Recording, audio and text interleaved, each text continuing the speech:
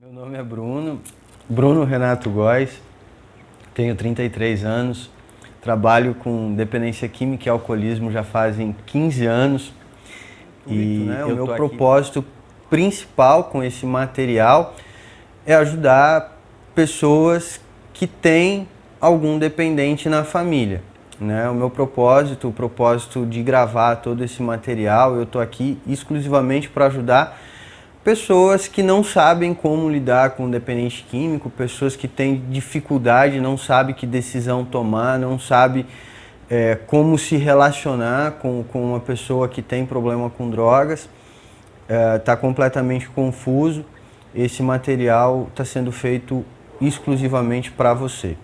Esse vídeo, especificamente, eu vou falar um pouco sobre relacionamento.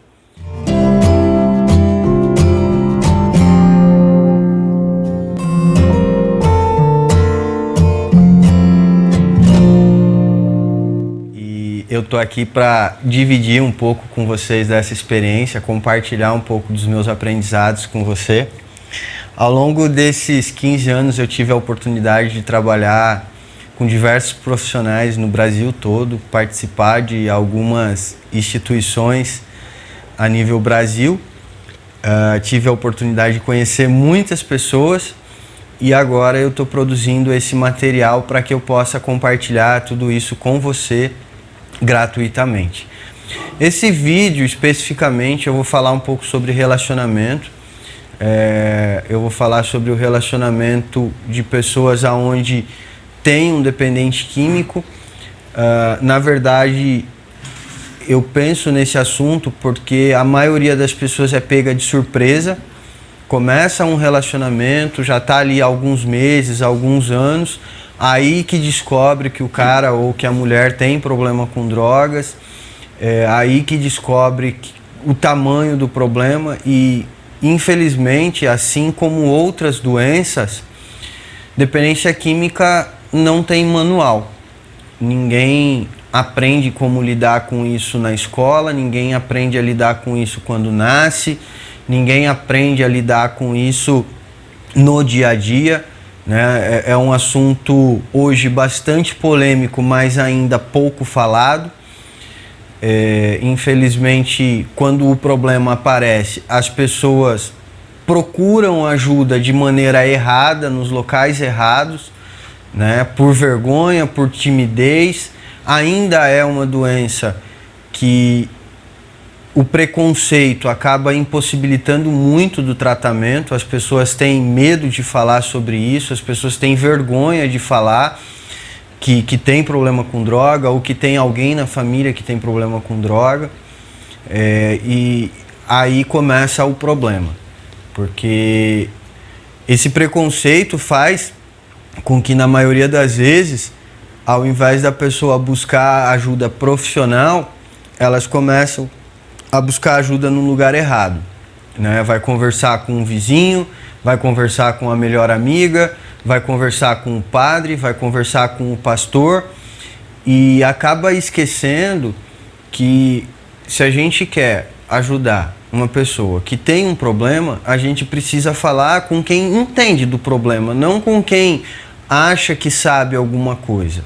Se eu tenho um problema de saúde, eu vou buscar um médico. Se o meu problema é ortopédico, eu vou procurar um ortopedista. Se o meu problema é estético, eu vou buscar uma esteticista. Então, a gente precisa romper essa barreira e compreender que dependência química também é um problema de saúde e que, na hora de buscar ajuda, a gente precisa buscar ajuda de profissionais capacitados, qualificados, profissionais que realmente saibam o que estão fazendo, profissionais que realmente tenham algum resultado já na tua carreira, e compreender que, muitas das vezes, aquilo que a gente pensa, quando a gente está dentro da situação, quando a gente está envolvido emocionalmente, aquilo que a gente pensa não é a solução, não vai funcionar, não vai dar certo. Muitas das vezes não vai dar certo porque a gente vai agir movido pelo sentimento, pela emoção e não pela razão. Eu acredito que um dos maiores problemas quando se fala em relacionamento é a dificuldade na comunicação. Compreenda que para qualquer tipo de relacionamento funcionar, e aí eu não estou falando especificamente de relacionamento afetivo, amoroso, qualquer tipo de relacionamento, para que ele funcione, é fundamental a comunicação. Se a comunicação ela não for efetiva, ela não for saudável, se a comunicação ela não for de maneira clara, não vai dar certo. E na maioria das vezes o problema começa porque as pessoas acreditam que o dependente químico ele funciona à base de troca, à base de barganha, né? Você para de usar ou você me faz tal coisa que eu te recompenso com tal coisa. Você não sai hoje e eu te dou um jantar. Você não sai com os teus amigos nesse final de semana e eu deixo você fazer o que você quiser em casa. É comum, por exemplo, a gente ouvir histórias de esposas que se submetem a aceitar o cara usando dentro de casa, né? Você pode usar aqui dentro de casa, só para você não sair porque está aqui na minha casa, aos meus olhos, então aparentemente está seguro. E a gente precisa compreender que o caminho não é esse. Compreenda que dependência química ela afeta diretamente a maneira da pessoa ser, mais especificamente nos comportamentos. Dependência química é uma doença de fato comportamental. O indivíduo ele vai mudar completamente os seus padrões de comportamento para que ele possa sustentar essa maneira de viver que o uso obriga que ele tenha. Então, muitas das vezes, ele vai abrir mão de princípios, ele vai abrir mão de valores, ele não vai cumprir com compromissos, ele não vai cumprir com responsabilidades. E, certamente, ele vai fazer isso não querendo fazer. É comum você ver dependentes químicos que deixaram de lado a sua responsabilidade como pai, que perderam o emprego por irresponsabilidade, que deixaram de lado os seus compromissos, que tira de dentro da própria casa para ir vender para um traficante a preço de banana, a custo de nada. E com esses rompimentos, quando o indivíduo ele começa a romper com os seus valores, com os seus princípios, ele começa a perder as suas características principais, ele começa a perder a sua personalidade, ele começa a se questionar quem ele realmente é. Será que realmente eu sou esse indivíduo que tira do filho para dar para o traficante? Será que realmente eu sou essa pessoa que não tem amor à própria família? Isso afeta diretamente as suas características pessoais, isso afeta diretamente a sua personalidade, o seu caráter, a tua hombridade. Então não adianta você esperar de um dependente químico que ele tenha comprometimento, que ele tenha responsabilidade, porque ele não vai ter. E não é porque ele não quer, é porque ele é portador de uma doença da qual exige que ele se comporte de outra maneira para que ele consiga sustentar a tua doença. Por um outro lado, o adoecimento da família acontece exatamente nesse momento, porque o indivíduo começa a falhar e ao invés da família exigir que o indivíduo cumpra, a família começa a se responsabilizar por aquilo que não era responsabilidade dela. Então, por exemplo, a esposa percebe que o indivíduo está faltando dentro de casa, ele não está mais presente dentro de casa, ele não está brincando com os filhos, ele chega tarde, está mal-humorado, não conversa, e aí a esposa começa a suprir essa necessidade, ela começa a assumir essa responsabilidade de pai que não é dela. O indivíduo vendo essa mudança que a esposa está cumprindo com o papel dele, ao invés de ele entender que ele precisa fazer, motivado pela doença, ele vai pensar assim: eu não preciso fazer, já tem alguém fazendo por mim, por que é que eu vou fazer? Então eu não vou fazer mesmo.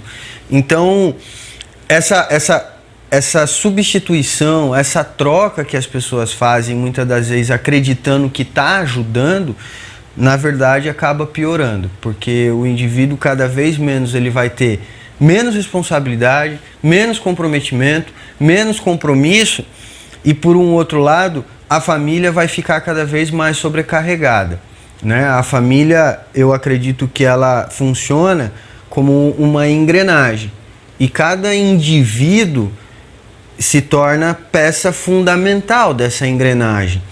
Se um elo dessa engrenagem para de funcionar, automaticamente sobrecarrega os outros, né? Então, é comum a gente ver, por exemplo, esposa que deixa de ir no salão de cabeleireiro, que deixa de ir na manicure, deixa de passear no shopping, deixa de cuidar do próprio corpo, justamente por acreditar que o melhor é suprir aquele espaço que o indivíduo está deixando pela sua doença. Como o foco desse vídeo é a família, então compreenda que, primeiro, quando você deixa de fazer algo que é teu para suprir uma necessidade que não é tua, você está arrumando dois problemas. Primeiro, porque a ausência do pai ou a ausência da mãe, ninguém vai suprir.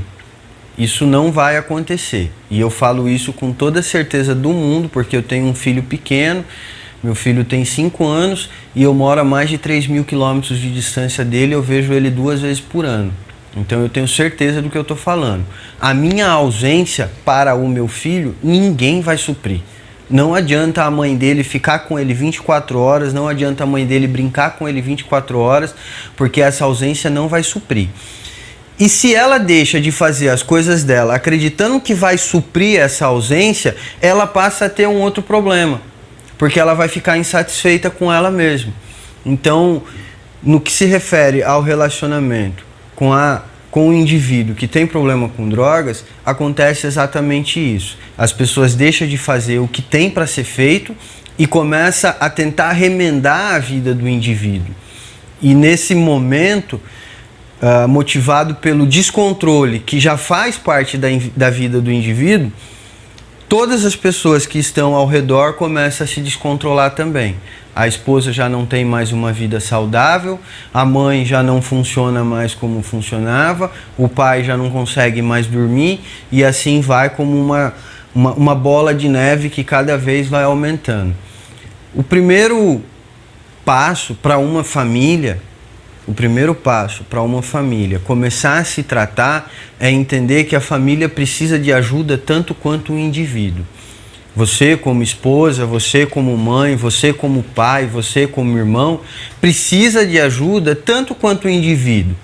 A tua vida provavelmente nesse momento está tão descontrolada quanto a dele, talvez até mais, porque o indivíduo já perdeu o emprego mesmo, já perdeu o casamento, a vida dele já está sem grandes responsabilidades, e a tua, que ainda tinha alguma responsabilidade, provavelmente está se perdendo também. Então, nesse momento, você precisa entender que você precisa se cuidar tanto quanto ele.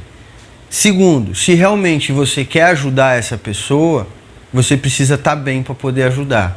Não tem como eu ajudar uma outra pessoa se eu não estiver bem para ajudar, se eu não estiver estruturado para ajudar, se eu não tiver certeza daquilo que eu estou falando. Como é que eu vou dizer para uma pessoa fazer tal tratamento, sendo que eu não fiz a minha parte, né? Um dos principais pilares que eu carrego para mim ao longo desses 15 anos é a gratidão, porque um dia fizeram tudo isso por mim, um dia cuidaram de mim, um dia me ensinaram, um dia me ajudaram, e ao longo de 15 anos eu me dediquei a retribuir tudo aquilo que eu aprendi de maneira gratuita, justamente porque alguém fez por mim. Mas só funcionou porque eu acreditei e eu fiz por mim. Depois eu passei a fazer pelas outras pessoas. Então, primeiro, você precisa entender que você precisa de ajuda tanto quanto ele. Segundo, se você quer ajudar, você precisa estar bem para poder ajudar. E terceiro, só vai funcionar se você for um exemplo. Nada funciona apenas por eu falar. os meus pacientes que eu tive ao longo desses 15 anos só funcionaram, só deram certo, e não foram poucos, porque eu sempre tive eu sempre tive a humildade, eu não sei se seria bem essa palavra, mas eu sempre tive a humildade de expor a minha vida pessoal sem medo nenhum. Eu não tenho dificuldade em falar do que eu faço no meu dia a dia, com quem eu me relaciono, com quem eu ando, quanto eu tenho, quanto eu deixo de ter, porque eu acredito que as pessoas vendo isso, as pessoas sabendo disso, elas vão conseguir entender que é possível, né? Então, eu trago essa mesma base hoje no tratamento para a família, né? O meu objetivo é ajudar familiares. O meu objetivo principal com esse vídeo é ajudar mães, esposa, marido, né? A que vocês compreendam que só existe um caminho se vocês realmente querem ajudar essas pessoas. Voltando, recapitulando. Primeiro de tudo, eu preciso me tratar, eu preciso me cuidar, eu preciso de tratamento talvez até mais do que aquele indivíduo. Segundo, eu preciso estar bem, eu preciso poder ter algo para oferecer para aquela pessoa. Se eu não estiver bem, como é que eu vou oferecer alguma coisa para outra pessoa? E terceiro, eu preciso estar estruturado. Então, acho que é isso. Estou à sua disposição para o que você precisar. Não deixe de falar comigo. Se esse vídeo te gerou alguma dúvida, te gerou alguma curiosidade, deixa o teu comentário, manda uma mensagem, manda um direct lá no Instagram, no Facebook, me procura nas redes sociais. Estou à tua disposição. Mande, se você quer que eu aborde algum tema específico, mande lá uma mensagem que eu vou abordar o tema específico que você solicitou. E eu estou programando um dia de perguntas e respostas. Então, mande a tua pergunta, que certamente eu vou gravar um vídeo para falar exatamente sobre a tua pergunta e responder ela nesse vídeo. Muito obrigado a todos. Por hoje é só. Aqui no cantinho vai ter um negocinho para você clicar depois.